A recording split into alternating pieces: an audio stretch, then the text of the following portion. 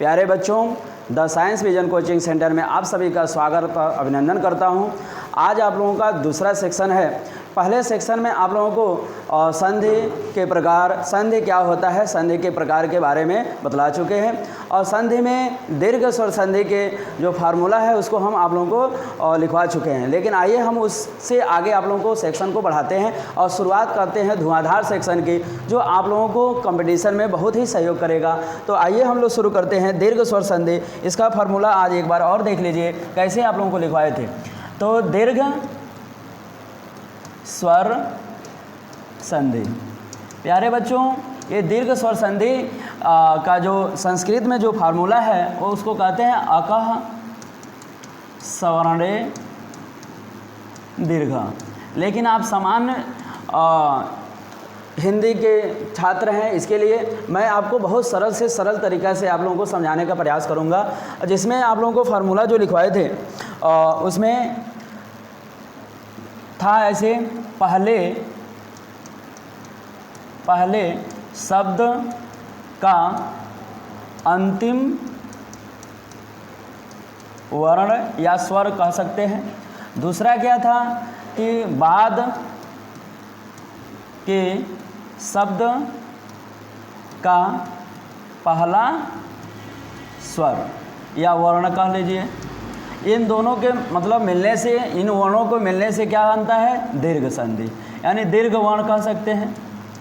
अब देखिए, यानी आप लोगों को जो बतलाए थे उसमें वर्ण है, जैसे दीर्घ स्वर संधि का मतलब आप लोगों को पहले वीडियो में बतलाए हैं। संधि का मतलब जोड़ होता है, स्वर का मतलब स्वर से स्वर का मेल होता है, और दीर्घ मतलब जब एक समान स्वर ही मिलते हैं तो वो दीर्घ हो जाते हैं। जैसे हम आप लोगों को यहाँ बतला रहे हैं, जैसे एक समान स्वर क्या है, जैसे मान लीजिए ह्रस्व और दीर्घ। इसमें ह्रस्व या दीर्घ में क्या, ह्रस्व में जैसे मान लीजिए अ है और दीर्घ में जैसे मान लीजिए आ है। इधर पहले शब्द का अंतिम और बाद का क्या है, इधर भी ह्रस्व है, ह्रस्व और इधर दीर्घ, यानी इधर भी क्या है अ और आ, यानी इन यानी अ और आ मिलकर के ये क्या बनेगा, दीर्घ बनेगा।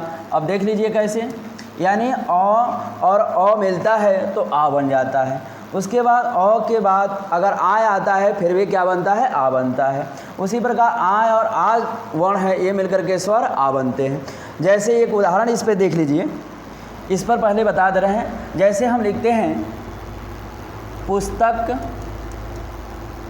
प्लस आलय। प्यारे बच्चों, ये दो शब्द हैं, पुस्तक प्लस आलय शब्द है। अब इसमें हमें जोड़ना है। जोड़ने के लिए निकटवर्ती वर्ण को हम देखेंगे। निकटवर्ती वर्ण क्या है, और निकटवर्ती वर्ण में दीर्घ स्वर संधि पढ़े हैं तो इसमें हम स्वर देखेंगे। तो इधर से तो स्वर दिख रहा है लेकिन इधर तो नहीं दिख रहा है, तो इसके लिए क्या करेंगे, इस वर्ण का विच्छेद करेंगे। यानी जब वर्ण विच्छेद हम करते हैं तो यहाँ क्या बन जाता है, यानी क में से जब स्वर निकलता है तो ये इसमें हलंत लगा देते हैं। यानी क में देखिए हल लगा हुआ है, ये हलंत हो गया, इसमें से स्वर को वह निकाल लिए और निकाल लिए, इसलिए हलंत लग गया, यानी आधा क हो गया। और इधर से देखिए आपका क्या है, आ है, ये मिल गया। यानी आप देख लीजिए निकटवर्ती वर्ण मिले क्या, इधर से अ और इधर से आ, यानी अ और आ मिल करके क्या होता है, यानी अ और इधर से आ मिल करके क्या होता है, आ होता है। यही हमें मिला है और इसको जब मिलाएंगे तो क्या बनेगा, आ बन गया। अब इसको मिला लीजिए तो क्या बनेगा, पुस्तकालय, यानी क्या बन गया, पुस्तकालय। अर्थात इसको हम क्या कह सकते हैं कि पुस्तकालय कौन है, पुस्तक माने पुस्तक हो गया और आलय का मतलब घर हो गया, यानी पुस्तक का घर ही क्या कहलाता है, पुस्तकालय कहलाता है। और इसको अब मिलाना, ये मिला दी है, लेकिन इसको हम विच्छेद कैसे कर सकते हैं। विच्छेद करने के लिए क्या करेंगे प्यारे बच्चों, ये हम दीर्घ, पहले तो हम जानेंगे कि ये शब्द किस संधि से जुड़ा है। तो इसके लिए हम पहचानेंगे कैसे, जैसे ये पुस्तकालय लिखा है, इसमें आप लोगों के कंपटीशन में ऐसे ही शब्द देते हैं और नीचे ऑप्शन में 4 ऑप्शन होता है संधि विच्छेद किए हुए। जैसे ये संधि है, मैंने जोड़ा गया है। अब इसमें सबसे पहले पहचानेंगे कि ये किस संधि से जोड़ा गया है। तो आपको दीर्घ स्वर संधि पढ़ा रहे हैं, उसमें दीर्घ स्वर संधि में क्या है, जैसे आ देखिए, आ इसमें ढूंढिए, यानी आ यहाँ पर मिल रहा है, यानी ये दीर्घ स्वर संधि का शब्द है। हम यहीं से अलग भी करेंगे। इसके लिए सूत्र में देखिए, ये आ है, इधर अ है, तो पहले यहाँ आ दिख रहा है तो यहाँ आ लिख लीजिए, आलय हो गया, इधर से निकाल लीजिए, आलय हो गया। जब इधर से आले निकल गया तो इधर क्या है, जब आले हो गया तो यहाँ से क्या है, पुस्तक हो गया, पुस्तक प्लस आलय। जब इधर से निकाले तो यह हो गया पुस्तक प्लस आलय, यानी अ और आ मिल करके क्या हुए हैं, आ बने हैं। वही यहाँ आपका क्या हो गया, पुस्तक प्लस आलय, यानी पुस्तक का घर ही क्या कहलाता है, पुस्तकालय कहलाता है। हम ऐसे पहचान सकते हैं। प्यारे बच्चों एक और देख लीजिए, इसमें जो सूत्र में आप लोगों को लिखवाए थे, यानी इधर क्या है, छोटी है और इधर क्या है, छोटी है, यानी दोनों छोटी छोटी मिल करके क्या होता है, बड़ी ही होता है। इधर अगर बड़ी है और इधर क्या है, बड़ी है, तो बड़ी मिल करके भी क्या होता है, बड़ी ही होता है।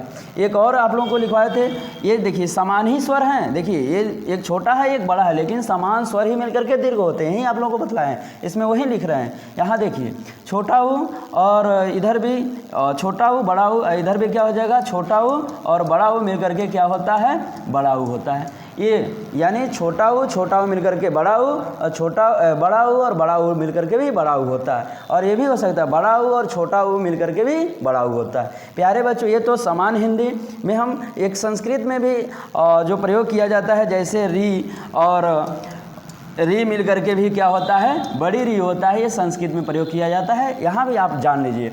जैसे एक उदाहरण हो गया, अब इस पर उदाहरण एक देख लीजिए। जैसे एक उदाहरण हम लिखते हैं, जैसे लिखते हैं कि जैसे एक शब्द है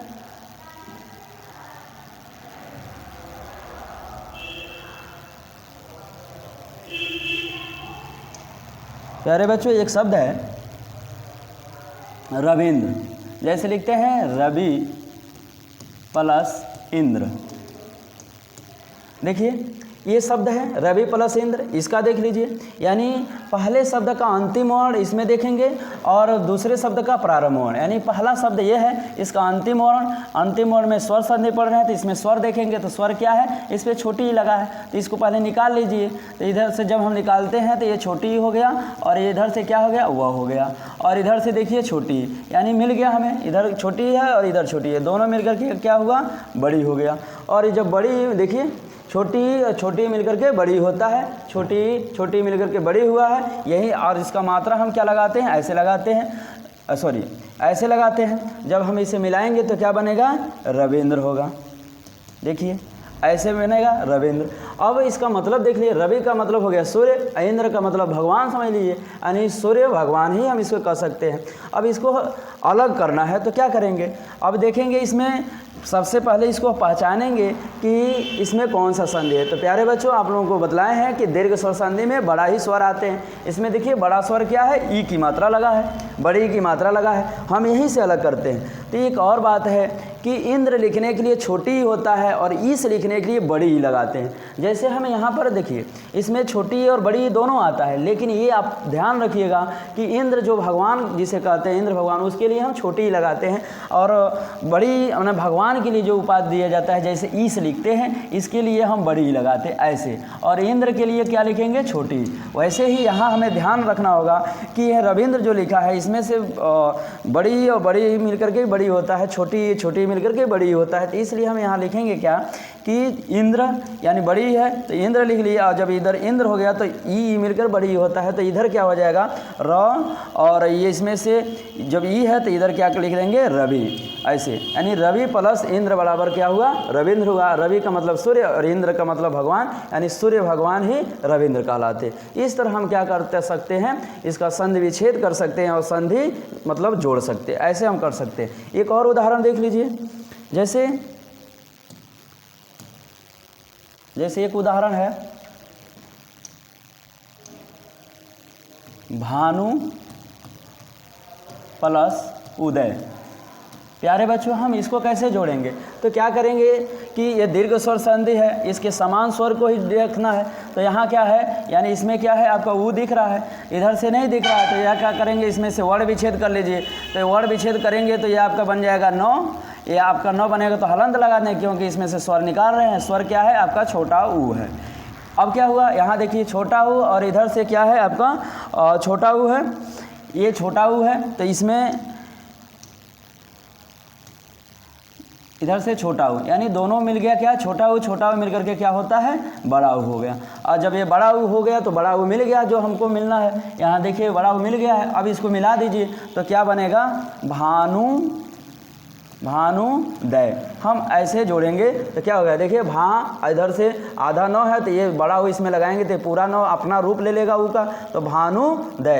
यानी इसका अर्थ क्या हो गया, भानु का मतलब हो गया सूर्य और उदय का मतलब होता है निकलना, यानी भानु यानी सूर्य का निकलना ही क्या कहलाता है, भानुदय कहलाता है। प्यारे बच्चों इसका 4 ऑप्शन होता है, बहुत ध्यान देना होता है। जैसे इसका हम ऑप्शन लिख रहे हैं, देख लीजिएगा, आपको ऐसे ऑप्शन में मिलेगा। देखिए यहाँ से भानु प्लस उदय लिखा रहेगा, दूसरा ऑप्शन हो जाएगा भानु प्लस उदय लिखा रहेगा, आपको ऐसा भी मिलेगा भान प्लस उदय लिखा रहेगा, और एक ऑप्शन और मिलेगा भानु प्लस उदय लिखा रहेगा। तो प्यारे बच्चों हम इसमें ऑप्शन में अब देखिए इसको कैसे सही करेंगे, 4 ऑप्शन हो गया तो देखिए नियम के हिसाब से तो ये भी सही है। देखिए यहाँ बड़ा ऊ है और इसमें बड़ा ऊ है, बड़ा ऊ और बड़ा ऊ मिलकर के भी क्या बड़ा ऊ और छोटा ऊ मिलकर के क्या होता है, बड़ा ऊ होता है। नियम के हिसाब से तो ये भी सही है, लेकिन इस भानु का मतलब यहाँ अर्थ नहीं क्लियर है इसके साथ, क्योंकि उदय का मतलब होता है निकलना और इस भानु का मतलब कोई मतलब नहीं है, इसलिए ये ऑप्शन गलत है। यहाँ देखिए ये भानु का मतलब तो सूर्य होता है, लेकिन इसका उदय जो हम लिखते हैं उदय का मतलब निकलना होता है, यह इसके साथ ये शब्द सटीक नहीं है, इसलिए ऑप्शन गलत है। और ये तो नियम के हिसाब से गलत है, क्योंकि यहाँ पे हलंत है और उदय है, इसलिए ये गलत है।